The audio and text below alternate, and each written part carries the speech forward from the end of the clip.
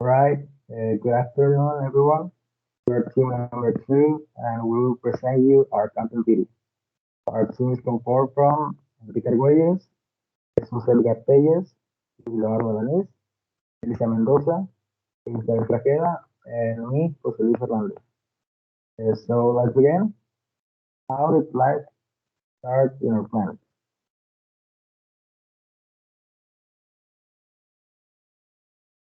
So this is a long story that starts with the creation of Earth because of gas, plasma, and the collision of a lot of meteors and asteroids with our planet. Thanks to all the collisions, many materials appeared in our planet, our atmosphere formed, and life started with bacteria around a million years after the Earth formed.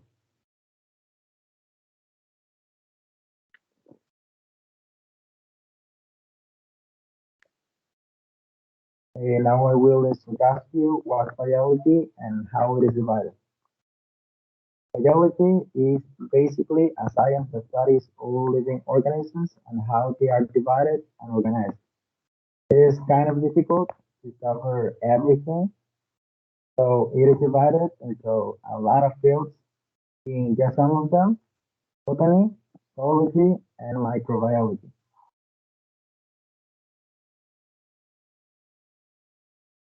Now we are going to talk about the characteristics of living beings that differentiate them from non-living things.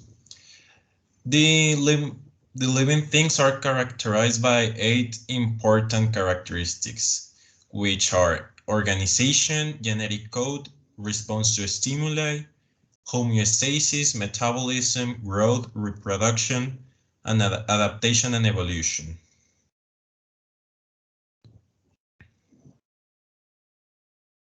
And these living things are divided between prokaryotic and eukaryotic cells. Both of them have differences, but they have some similarities too, that are they have in common the cell membrane, the cytoplasm, and the genetic material. Now right here you can see a chart that divides the characteristics that each of one has unique of themselves. In the case of the prokaryotic cell, we have that is small and simple, it's unicellular, it doesn't have a nucleus, its cell division is by binary fusion, it can reproduce both sexually and asexually, and if the cell dies, the whole organism dies. And the eukaryotic cell we have that is like mostly the other way around. It's large and complex, it's unicellular or multicellular. It has a nucleus, it reproduces mostly sexually. Its cell division is by mitosis, and if the cell dies, it can continue living on. History of the microscope. In the late 16th century, several Dutch lens makers designed devices that magnified objects, but in 1609, Galileo Galilei perfected the first device known as the microscope. The microscope was in use for over 100 years before the next major improvement was developed. When the achromatic lens was developed for use in eyeglasses by Chester Moore Hall in 1729, the quality of microscopes improved. And finally, during the 18th and 19th centuries, many changes occurred in both the housing design and the quality of the microscope. Now we're going to be talking about the cell. Cells are complex thermodynamic structures that use energy to maintain the conditions that make possible their existence. Although there are different types of cells, they share a cell membrane, cytoplasm, and genetic material. And finally, cells also have DNA. We can see an example of the cell, a plant cell, and its parts. Classical cell theory and modern cell theory. The classical cell theory was proposed by Theodor Swan in 1839. The first part states that all organisms are made of cells. The second part states that cells are basic units of life, and the third part, which asserts that cells come from pre-existing cells that have multiplied. These parts were based on a conclusion made by Swan and Matthias Skeldon in 1838. And now to the modern cell theory is that first, that DNA is passed between cells during cell division.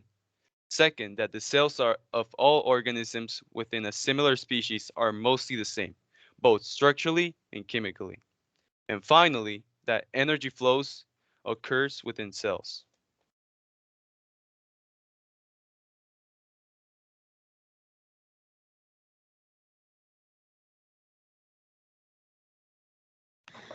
The different forms of cell transport. There are two major types of cell transport: passive transport and active transport. Passive transport requires no energy. It occurs when substances move from area from higher to lower concentration. Types of passive transport include simple diffusion, osmosis, and facilitated diffusion.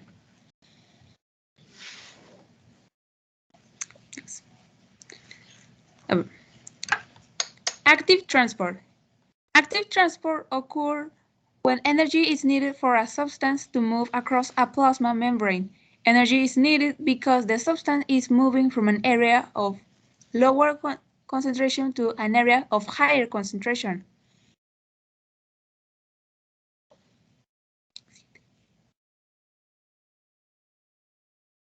Passive transport.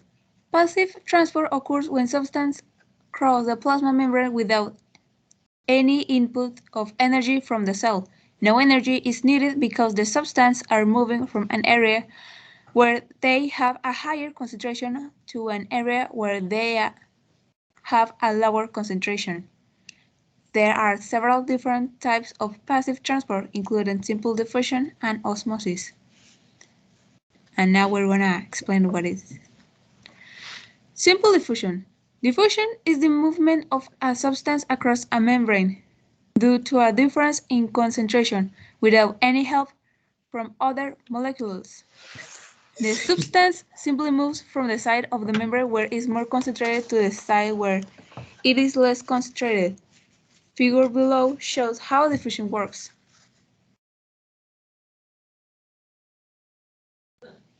Facilitated diffusion. Water and many other substances cannot simply diffuse across a membrane. Hydrophilic molecules, charged ions, and relatively large molecules such as glucose all need help with diffusion. The helps come from special proteins in the membrane known as transport proteins. Osmosis. Osmosis is the movement of water across a membrane which is selectively permeable. This osmosis water moves across the membrane from a region with low solute concentration to a region with high solute concentration. This osmosis tends to equalize the solute concentration on opposite sides of a membrane.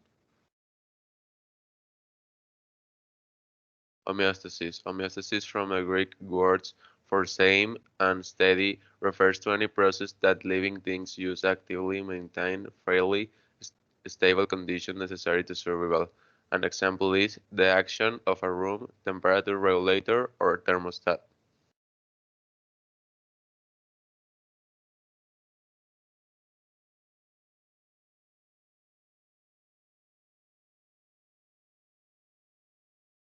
Organ systems. An organ system is a biological system consisting of a group of organs that work together to perform one or more functions. Each organ has a specialized role in a plant or animal body and is made up of distinct tissues.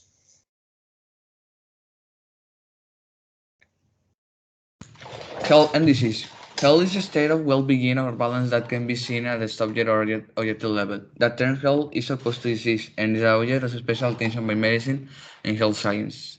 Disease, a disorder of structure or function of organism that is not direct result of physical injury. The manifestation of disease is there in consequence of destruction of function and of biological at a molecular and cellular level.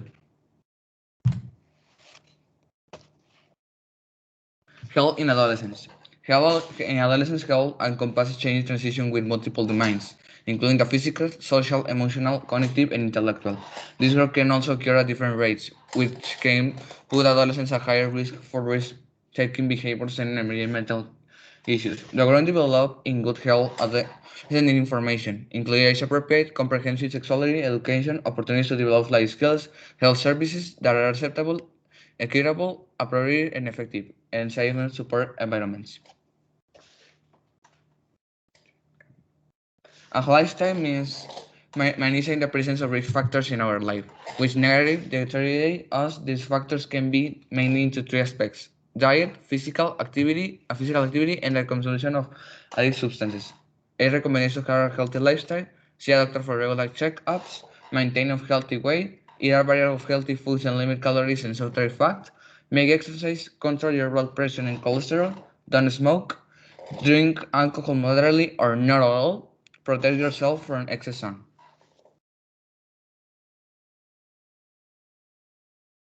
And right here you have our references where we get the information, and with that we will conclude this presentation. Thank you for watching and for listening.